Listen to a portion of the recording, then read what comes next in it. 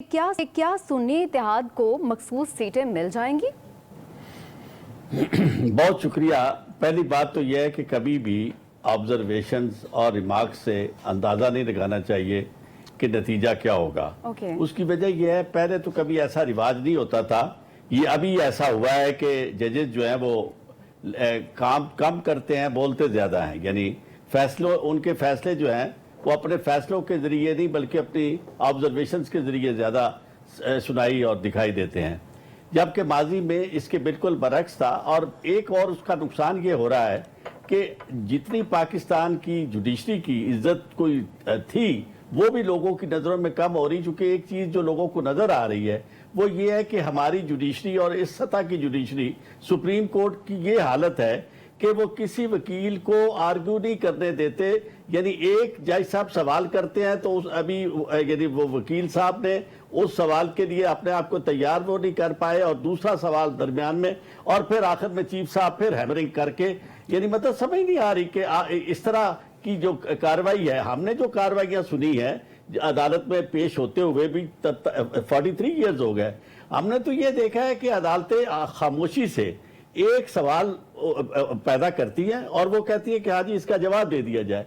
उसका जवाब आता है, उसके बाद दूसरा जज जो है अगर कोई उसके पास क्वेरी है तो वो करता है। लेकिन हमारे यहाँ तो एक ऐसा है कि जिस तरह कोई बाकायदा एक लफ्जों की जंग हो रही है, गोलाबारी हो रही है, और हर जज साहब जो है वो ये समझता है कि नहीं मेरी ऑब्जर्वेशन जो वो जरूरी है, अगर ये ना आई तो फिर इसका मतलब ये कि मैं तो इस कार्रवाई में शामिल नहीं हूँ। और वकील जॉय साहब, रिजवान रजी लाहौर से, जब जर्नलिज्म का आगाज किया था आप तब भी सीनियर वकील और कानूनदान थे, और आज यहाँ पे बैठे हुए 30 साल बाद आप आज भी सीनियर वकील और कानूनदान हैं। आज हमने आपको शायरी सुने बगैर जाने नहीं देना, आपकी शायरी भी सुननी है। लेकिन अगर अदालत की बात की जाए तो क्या ये वाला होता था कि बस आप यस या नो में जवाब दें?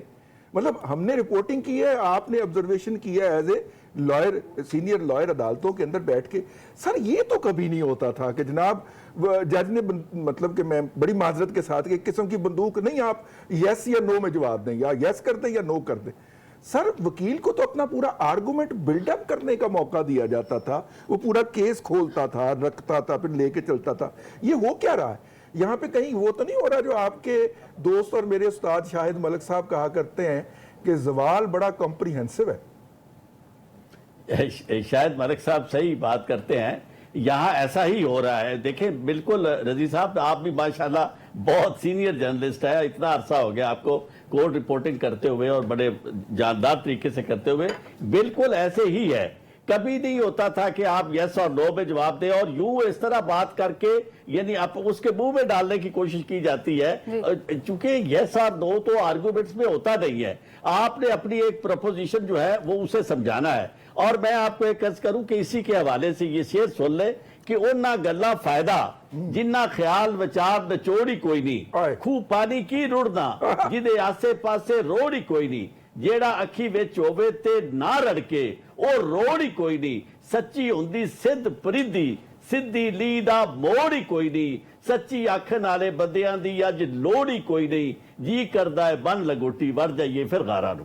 तो अब हमारी सूरत हाल तो ये हो गई है कि गारों के दौर में हम पहुंच गए हैं। यानी हर शख्स ने अपने तौर पर, खास तौर पर जजेज ने ये तय कर रखा है कि जी ये चीज उनके ज़हन में है और ये उन्होंने उगलवानी है। यानी वो उनके सामने जो खड़ा है वो उससे कन्फेशन कोई करवाना चाहते हैं, जो मर्जी की बात करवाना चाहते हैं। ऐसा नहीं है कि उस प्रपोजिशन को समझने की कोशिश करें। और उसका तरीकेकार फिर ये होता है कि जब आप सवाल करते हैं, एक्सप्लेनेशन आ जाती है, और अगर वो तशफ़ी वाली एक्सप्लेनेशन है तो फिर उसके बाद अगले जज साहब फिर सवाल करें, लेकिन उसके ऊपर तो तवज्जो ही नहीं दी जाती। वो जो सवाल किया गया था उसका जो भी जवाब आया, जो आगे तीर तरकश में लेके बैठे हैं दूसरे जज साहब, उन्होंने भी हर सूरत में अपना वो तीर जो है वो चलाना ही चलाना है। तो इसलिए ये कह देना कि जी नतायज क्या होंगे, बिल्कुल नहीं कहा जा सकता। हाँ, पोलराइजेशन मुझे जरूर नजर आती है।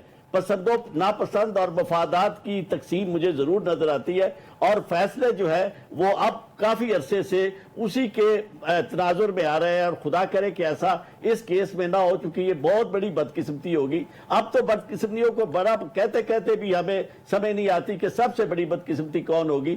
ہر چیز جو ہے وہ ایک سے بڑھ کے ایک جو ہے وہ بدقسمتی کی طرف جا رہی ہے، اور عدلیہ کو اس چیز کا خاص طور پہ چیف جسٹس صاحب کے، آپ ایک حیران ہو گئے رضی صاحب کہ کل آپ نے نوٹ فرمایا ہوگا کہ خاتون جس کا مقدمہ ہے شوزب، یعنی اس کے کمل شوزب، ان کے بارے میں وہ جج صاحب نے، چیف صاحب نے نام ان کا کس طرح لیا؟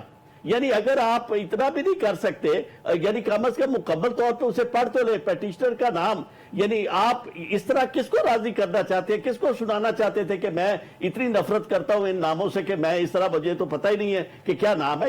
یہ بات توہین آمیز ہے اور مس کنڈکٹ ہے چیف جسٹس کے بھی بیان پہ کہ کسی شخص کا نام اور خاص طور پہ پیٹیشنر کا نام وہ اس انداز میں لیا جائے جس سے تضحیق کا پہلو نظر آتا ہو۔ وہ لفظ جو ہے وہ کوئی معنی نہیں دیتا جو انہوں نے ادا کیا۔ تو یہ سمجھتا ہوں میں کہ ان ساری چیزوں کو سوچ کے ہمیں اپنا کوئی تھوڑا سا قبلہ درست کرنا چاہیے۔ اس طرح نہیں ہے کہ اپنے مفادات کے تحت آپ 4 دن وقت نکال کے اور جو نقصان آپ پہنچا جاتے ہیں وہ ریپیئر نہیں ہوتا۔